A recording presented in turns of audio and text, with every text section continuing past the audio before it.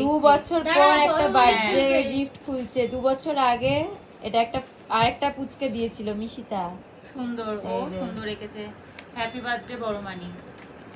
দেখি আর 2 বছর পর খুলছে। কি দিয়েছিল ফ্রম মিশিতা টু ইউ। এই যে তাড়াতাড়ি খোল, ওয়েট কত টাইম নেই।